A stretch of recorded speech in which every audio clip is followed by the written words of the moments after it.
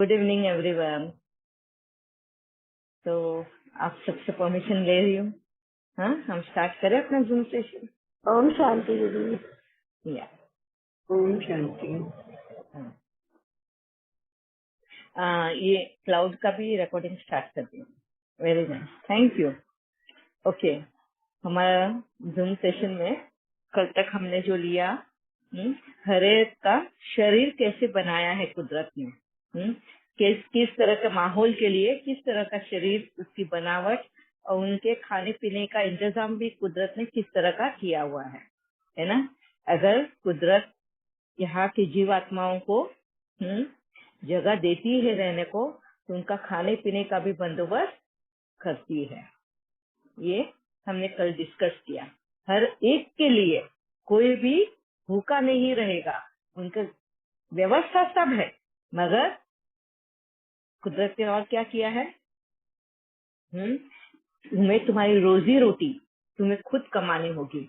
भले ही वो छोटा सा कीटाणु ही क्यों ना हो, भले ही वो छोटी सी चींटी ही क्यों ना हो, मगर उसको मेहनत करनी होगी उसका चारा ढूंढने का, उसका खाना ढूंढने के लिए। बड़े से बड़ा जानवर हो, हाथी हो, हिपोपोटामस हो, हवा में रहने वाले पशु पक्षी हो, उन सभी को अपना अपना खाना ढूंढना होगा। उसका इंतजाम कुदरत ने कर रखा है। ये हमने कल तक डिस्कस किया।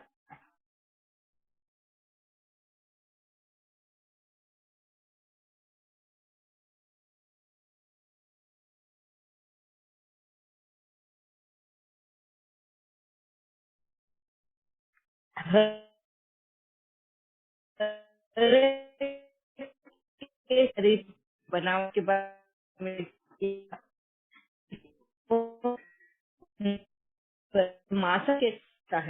मांसाहारी है। ऐसे नहीं है कि ओमनीवरस। ओमनीवरस का मतलब क्या है?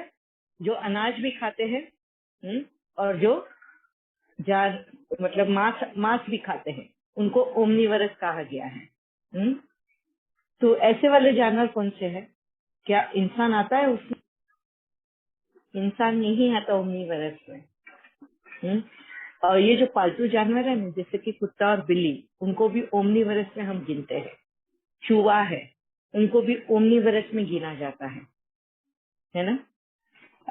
अपने मुर्गियां है, उनको भी ओमनीवरस में गिना जाता है, क्योंकि वो कीड़े मकोड़े भी खाते हैं और अनाज भी खाते हैं, इसलिए बराबर, इसके लिए उनको ओमनीवरस कहा गया है। मतलब दोनों का भोजन वो कर सकते हैं। मांसाहारी वक्त आए तो मांसाहारी भी खा सकते हैं, वक्त आए तो वो शाकाहारी भी खा सकते हैं, मगर उनके शरीर की बनावट भी वैसी है। क्या आपने देखा है इंसानों के शरीर की बनावट मांसाहारी ही है? मांसाहारी खाने या पचाने के लिए है? हाँ? कौन से एंगल से दिखाई देता है? क्या हमारे हाथ पैर, हमारे दांत के स्ट्रक्चर, हमारा पेट वो पचाने लायक है? नहीं। हाँ? इंसानों की बनावट वैसी नहीं है। इंसानों की बनावट प्योर शुद्ध शाकाहारी है। मगर अब देखेंगे कि किस तरह इंसान शाकाहारी से मांसाहारी भी बन गया और फिर शाकाहारी और मांसाहारी दोनों भी खाना शुरू किया। वो बाद में देखेंगे, मगर ये क्लियर है कि इंसान जो है वो प्योर शाकाहारी है।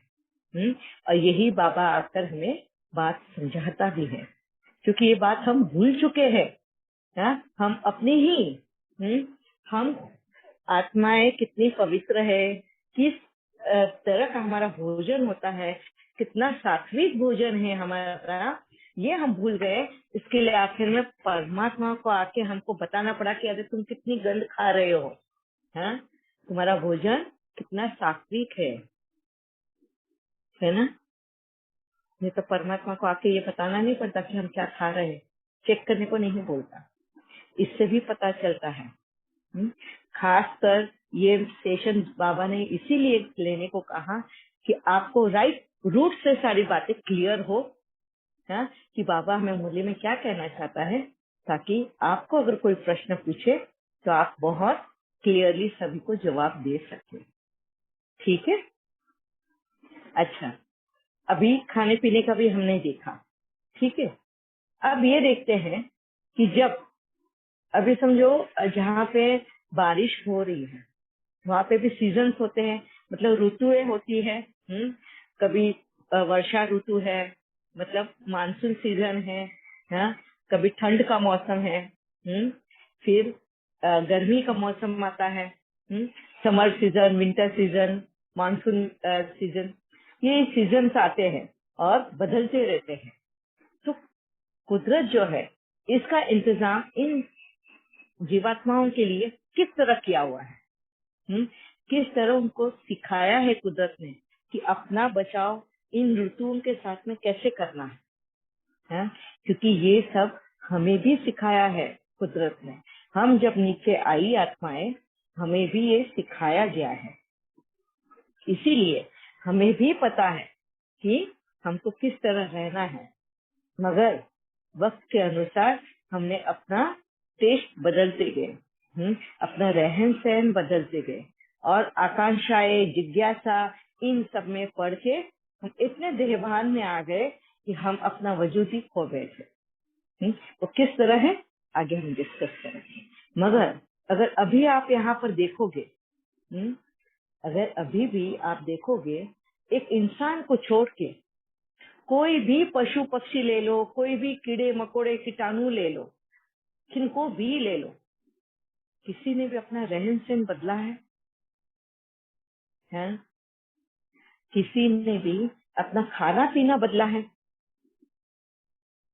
अगर रेगिस्तान में ऊंट जो है, कैमल, रेगिस्तान में रेगिस्तानी जानवर है वो, अगर वहां पे जैसे बारिश नहीं होती, हाँ, सूखा आ जाता है, पानी नहीं रहता है, गर्मी के सीजन में तो बहुत लू लगती है वहां पे, ऐसे वक्त में क्या ऊंट ने दूसरे जानवरों को खाना शुरू कर दिया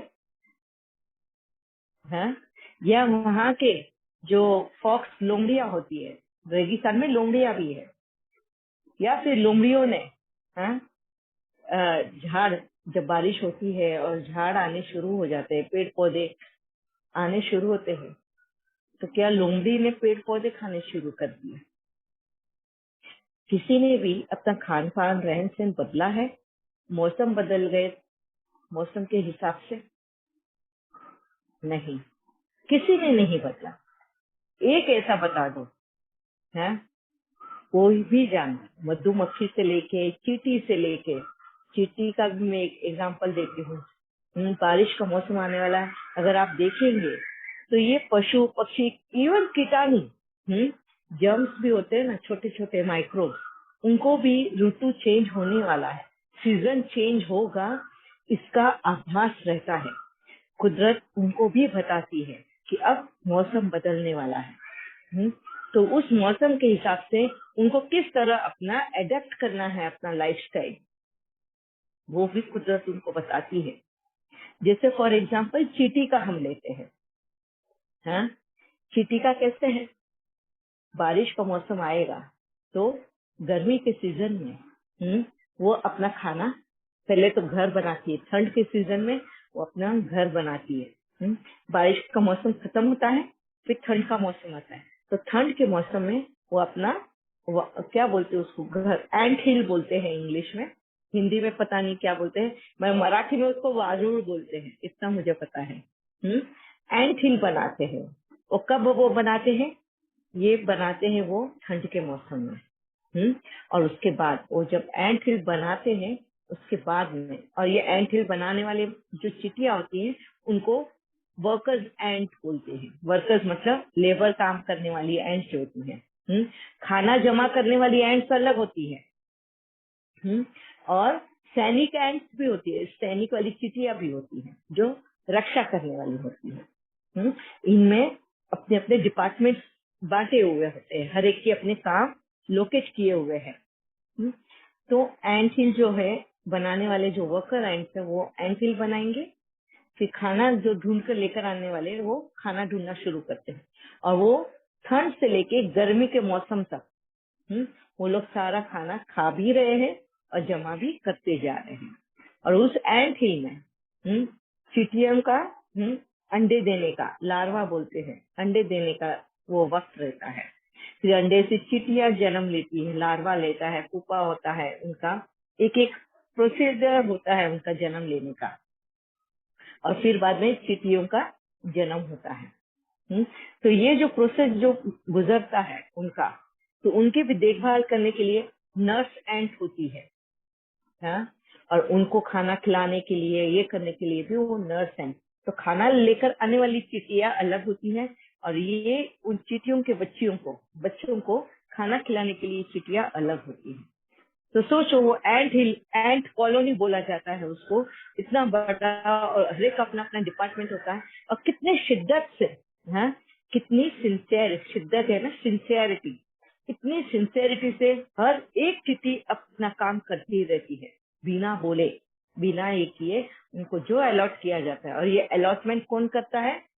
रानी चींटी जो होती है वो, हाँ। और सब लोग अपना अपना काम करते हैं। जब बारिश का मौसम आता है, तो उस वक्त वो एंट हिल इतना पक्का वैसे बना हुआ है कि छोटी मोटी बारिश में वो बह नहीं जाएगा। बस जब जोर का तूफान आता है या बाढ़ आ जाती है, उस वक्त वो खतरे में एंट हिल आता है। ऐसे वक्त में जो खाना जो जमा किया है, वो लोग बारिश के मौसम में बाहर नहीं निकलते हैं, बारिश के मौसम में वो अपने घर में ही रहते हैं, और वो जो जमा किया हुआ खाना वो पूरे वो 4 महीना उनको यूज होता है। और वो ये देख परख के ही एंट हिल बनाते हैं।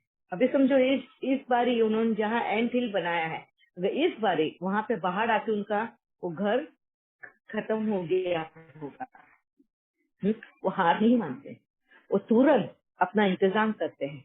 कभी आप लोग ये देखना चींटियों का, बहुत हमको देखने के लिए तो इतनी छोटी सी चींटी है, क्या दिमाग है उसमें, हाँ। जैसे बाहर आती है और उनको पता चल जाता है कि अभी उनका घर बहने वाला है, सारी की सारी चींटियां बाहर निकलती, इकट्ठे हो जाती है, और एक जाले टाइप एक दूसरे को कनेक्ट होकर जाले की जैसे बन जाती है वो, और उनके ऊपर जो छोटी चींटियों के जो बच्चे होते हैं ना, वो उनके ऊपर चढ़ बैठते हैं और खाना भी उनके ऊपर रख देते हैं, जैसे एक मैट की तरह बनते हैं। और वो अपने आप को पानी के हवाले कर देती है, पानी बहा कर उनको लेकर जाती है, सब इकट्ठे रहते हैं, और बहा के वो ऐसे एक जगह पे पहुंच जाते हैं जहाँ झाड़ियां होती है, और जैसे ही झाड़ियों को वो टच होते हैं, तुरंत वो अपना जो जॉइन किया हुआ मैट की तरह, जो चटाई की तरह बोलते हैं, चटाई की तरह जो बना हुआ है, वो तुरंत अपना अपना फटाफट वो झाड़ के ऊपर चढ़ जाते हैं। हर एक जन, एक चींटी एक बच्चे को उठाएगी तो एक चींटी खाना उठाएगी। सोचो किस तरह का उनका तालमेल है, कैसे सहयोग की शक्ति है उनकी, हाँ। तुरंत और सब के सब झाड़ के ऊपर चढ़ जाते हैं, उसमें से कई मौत के मुंह में चले जाते हैं, शरीर छूट जाता है, कितनी रह जाती है, मगर इन सब का एक्सेप्टेंस पावर है कि ऐसा आएगा, डिस्ट्रक्ट होगा, खत्म होगा, और फिर वापिस से क्रिएट होगा, फिर से स्थापना होगी। फिर बारिश का मौसम निकल जाता है, तब तक वो उन झाड़ों के ऊपर ही रहती है, हाँ? झाड़ के ऊपर ही वो पनप रही होती है। अब बारिश का मौसम चले जाता है, फिर उन झाड़ों से वो वापस से जमीन पे आती है, और फिर अपना घर बनाना शुरू करती है, फिर अपना, हाँ, नया स्थापना। वो हार नहीं मानती, है कि अरे रोना पीटने नहीं बैठती कि अरे इतना मेहनत करके हमने इतना बड़ा महल बनाया। एंट हिल अगर देखेंगे आप, हाँ, एक महल की तरह ही होता है, इतना बड़ा सा उसका ये होता है सराउंडिंग में, और बड़े बड़े उसके माउंटेन्स की तरह उसके होल्स होल्स, और इससे डिफरेंटली उसके डिपार्टमेंट्स वगैरह सब बने हुए होते हैं, और क्षण भर में खत्म हो जाता है। वो कोई भी चींटी रोने नहीं बैठती, ना ही भगवान को पुकार लगाती है, ना ही हार मानती है। जिन्होंने शरीर छोड़ दिया वो बह गए, जो बच गए फिर से स्थापना में लग जाते हैं, फिर से वो, है, अपनी जिंदगी शुरू करते हैं। ये है चींटी का मैंने बताया। ऐसे ही मधुमक्खियों का भी जीवन आपने देखा है।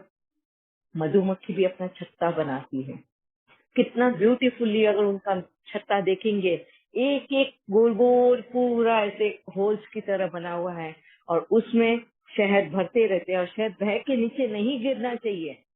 हाँ, इतनी अक्कल उन मधुमक्खियों में है कि शहद बह के नीचे गिर सकता है, तो उसको गिरना नहीं चाहिए। इसके लिए वो वैक्स की कोटिंग करते हैं उसको, कि वैक्स से कोट करके वो रुका के रख सकते हैं इस तरह। और वो हनीकॉम्ब में ही एक जगह फैमिली के लिए, जहाँ रानी मधुमक्खी अंडों को जन्म देगी, फिर वो अंडों से और दूसरी मधुमक्खियां निकलेगी, उनकी भी वैसी ही है। वो मधुमक्खियां, कोई मधुमक्खियां का काम होता है हनी, मधु जो है फूलों से जमा करके लेकर आना।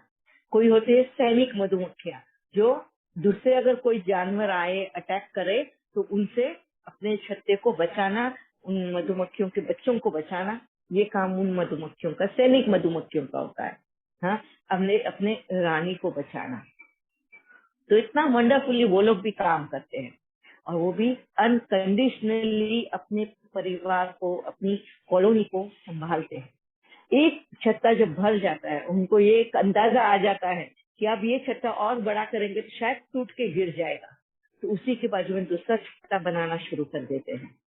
हाँ, वो ये नहीं कहते कि अब हमारा ये मधु कौन पिएगा, या ये मधु कोई चुरा के लेकर जाएगा या क्या, तुरंत दूसरा बनाना शुरू कर देते हैं। फिर वो मधुमक्खी, वो जो छत्ता जो भर चुका है, वो दूसरों के हवाले, जिसको खाना है, जिसको लेना है ले ले।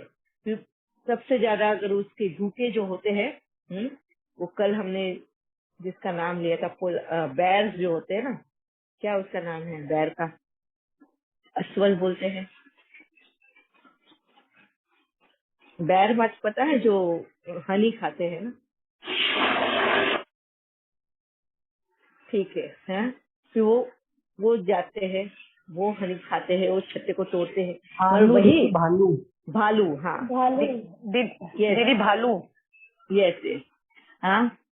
और ये सारे मधुमक्खियों से पंगा अगर कोई लेता है तो वो है सिर्फ भालू। क्यों?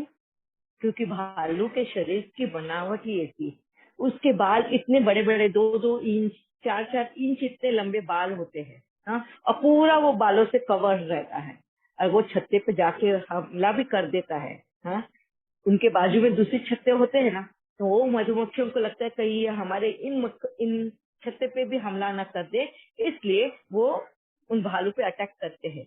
मगर भालू अपना बचाव कर लेता है। क्यों? क्योंकि उसके शरीर पूरा जो है वो बालों से भरा हुआ है, और मधुमक्खियां उसी में अटक जाती है। इसके लिए मधुमक्खियां उस पे भी अटैक नहीं करती, उसको छोड़ देती है। तो ये एक भालू ही है जो मधुमक्खियों के साथ में पंगा लेती है और छत्ते को तोड़ लेती है, उसमें का शहद जो है वो खाती है। और वो अकेली नहीं खाती है भालू, काफी सारा शहद नीचे भी गिर जाता है। और नीचे गिरा हुआ शहद कौन खाता है? बाकी के हैं, कीटाणु जो होते हैं, जैसे सबसे मेन तो है चींटियां। चींटियों को भी शहद बहुत पसंद है, मगर वो मधुमक्खियों के साथ में पंगे नहीं लेती। तो जब भालू अटैक करता है, तो बाकी के जो जानवर है, जो नीचे शहद गिर जाता है, वो वो शहद चाट लेते हैं, हम्म, उसको खा लेते हैं। तो किस तरह से ये मेल मिलाप करके चल रहा है उनका जीवन। वो कहीं पे भी भागे नहीं है, हैं? अगर समझो शेर भी उस जंगल में रह रहा है, तो हरण भी उसी जंगल में रहता है। जिस तालाब पे शहर पानी पीने आता है, उसी तालाब पे हाथी भी पानी पीने आता है, उसी तालाब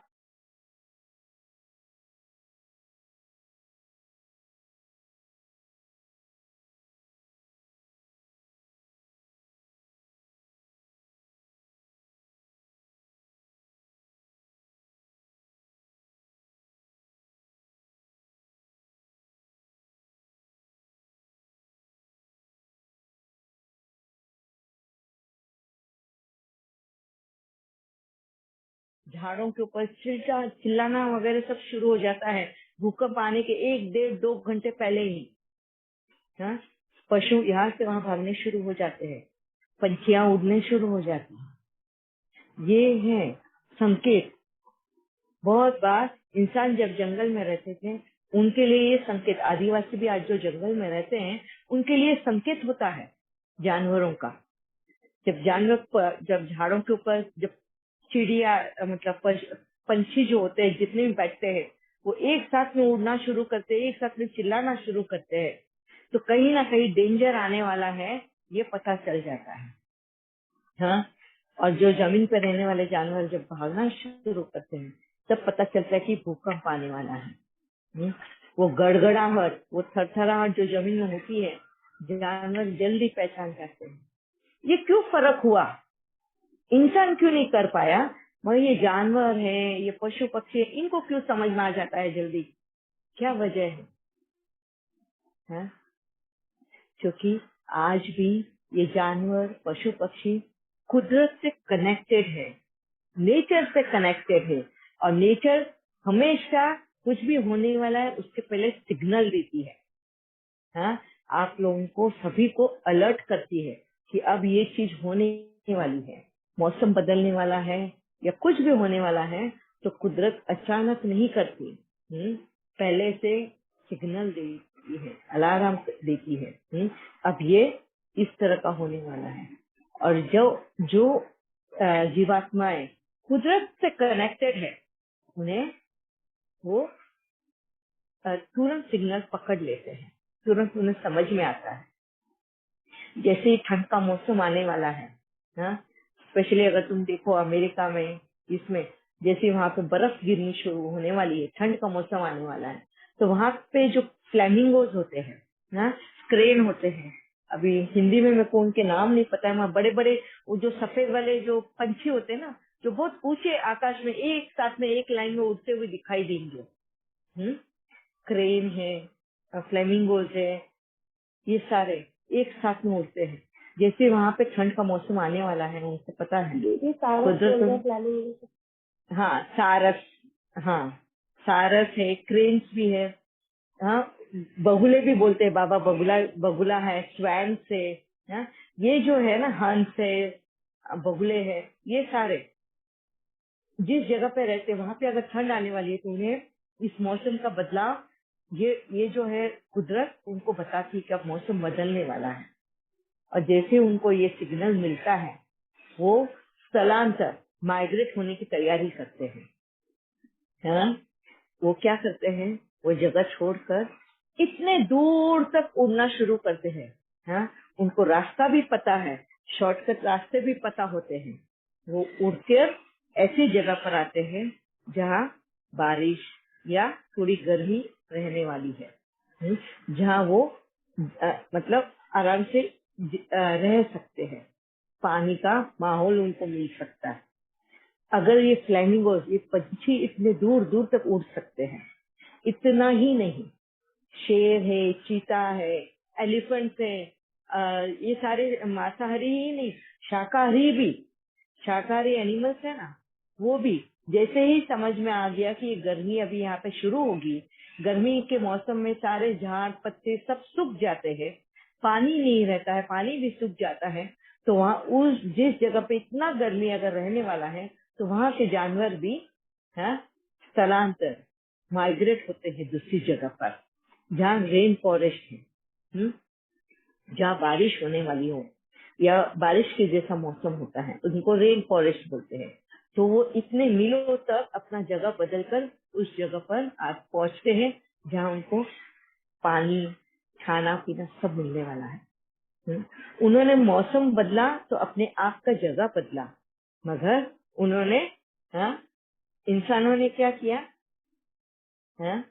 इंसानों ने इस बदलते मौसम को एक्सेप्ट नहीं किया, इंसानों ने क्या किया, इंटरफियर किया।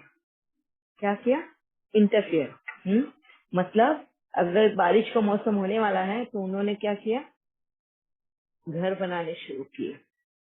पहले बनाए थे लकड़ी के घर, हवा तूफान आते थे वो बह जाते थे, फिर इंसानों ने अपना दिमाग लगाया, हमको जगह नहीं बदलनी, पहले पहले 2 युग मतलब सतयुग और त्रेता युग, इन दोनों युग में इंसान ने जिस तरह मौसम, जिस तरह कुदरत ने अलार्म दिया, सिग्नल दिया कि ऐसा मौसम आएगा, तो बहुत स्वागत किया, उसको सहर्ष एक्सेप्ट किया, कुदरत के साथ में कनेक्टेड थे और वो उस जगह से दूसरी जगह पे माइग्रेट होते थे।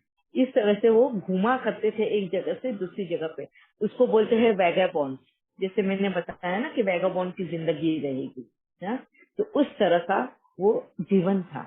वो एक जगह से दूसरी जगह पे, हाँ, फिरते घूमते रहते थे, पूरी फैमिली, पूरा अपना कबीला लेकर। ऐसे ही जैसे जानवर भी करते हैं। जानवर आज तक अगर आप देखेंगे तो जानवर आज भी माइग्रेट करते हैं। जैसे गर्मी का मौसम आया, उन्होंने अपनी जगह बदली। इंसानों ने 2 युग तक जगह बदल बदल के वो आखिर में अपना दिमाग शुरू कर दिया लगाना कि अरे भाई, हम इतना ऑफिस से बनाना है, फिर घर तोड़ना है, फिर दूसरी जगह जाना है, फिर नदी के किनारे अपने घर बनाने, अपना कबीला बसाना है, सब करना है।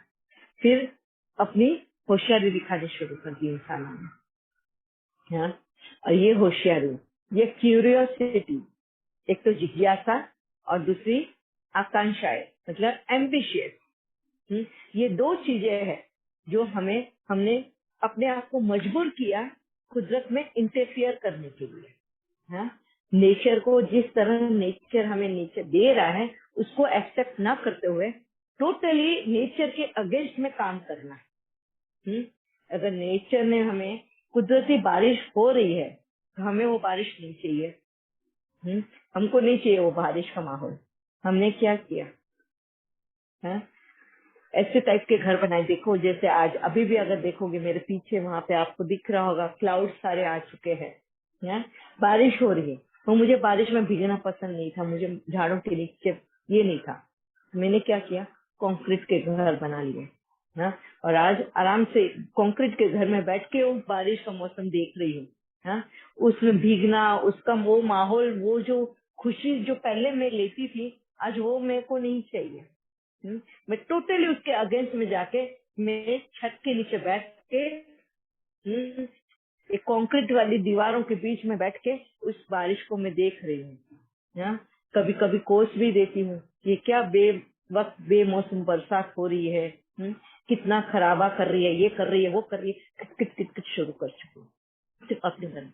कभी ये सोचा कि अचानक बारिश आती है, ये कीड़े मकोड़े, ये पशु पक्षी, ये कैसे एडजस्ट करते होंगे? क्या ये भी संकल्प चलाते हैं? ये किस तरह का माहौल में, हाँ, अपने आप को ढा लेते हैं, अपने आप को माहौल में एडजस्ट कर लेते हैं। तो अब मुझे बताओ कि सबसे ज्यादा एडजस्टमेंट पावर किसमें है, एक्सेप्टेंस पावर किसमें है? हाँ, एडजस्टमेंट करना हिंदी में क्या बोलते हैं, अपने आप को एक दूसरे के साथ में एडजस्ट कर लेना, हाँ? कुदरत के साथ में एडजस्ट करना। फिर एक्सेप्टेंस कि चलो मौसम बदल गया, उसमें भी खुशी मनाओ, एक्सेप्ट करना, स्वीकारने की शक्ति। फिर सहन करने की शक्ति, समाने की शक्ति। हो गया उसमें दुख नहीं मनाना, चलो खत्म हो गया, फिर से उठो, खड़े रहो, बनाओ फिर से, हाँ? हार नहीं मानना। ये सारी शक्तियां, ये सब कुछ अगर आज देखे, एक इंसान को छोड़ के हर एक में है। कौन से पशु में, कौन से पक्षी में, कौन से कीटाणु में, कौन से जानवर में नहीं है ये सब चीजें? एक ऐसा बता दो जो हमारे साथ जानवर रहते हैं ना, कुत्ते हो, बिल्ली हो, बंदर हो, घोड़े, गधे, हाँ, ऊंट, जितने भी हमारे पालतू जानवर हैं, मुर्गियां ले लो, बतख ले लो, डक्स है, स्वैन से, पैरेट से, इन सबको भी ले लो, जो हम इंसानों के साथ रहकर भी अपने आप को जिन्होंने बदला नहीं है, हैं? और जैसा भी मौसम आया उसमें खुश रहना सीखा है। कभी हमने देखा है कुत्ते को भौंकते हुए, हाँ? अरे मौसम बदल गया, अरे अचानक से बारिश क्यों आई, या उसको किसी ने घर से बाहर निकाल दिया, हाँ? कुत्ते को कहीं और जाके छोड़ दिया और वो रोने बैठ गया, उसने एक्सेप्ट कर लिया, ठीक है भाई, मेरे मालिक को मुझे पसंद नहीं है, मैं पसंद नहीं हूँ, उसको दूर गाड़ी में ले जाके छोड़ दिया, उसने वो जगह अपना ली, जिस जगह में उसको छोड़ दिया उसी जगह को अपना लिया। उसको मरने को छोड़ दिया, वो मरना एक्सेप्ट कर लिया। हाँ, गाड़ी वाला आता है सीधा कुत्ते को उड़ा के चले जाता है, वो दर्द से कराता है, चिल्लाता है और फिर चुपचाप बैठ जाता है। उसको कोई लाके खाना नहीं देने वाला है। हाँ, वो बैठा है, उसका फ्रैक्चर हो गया है, पिछला हिस्सा फ्रैक्चर हो गया, या हाथ दोनों उसके पैर फ्रैक्चर हो गए, तो उसको कोई बैठ के खाना नहीं लाकर देने वाला, या उसको कोई डॉक्टर के पास नहीं लेकर जाने वाला। मगर ऐसे इसमें भी वो उस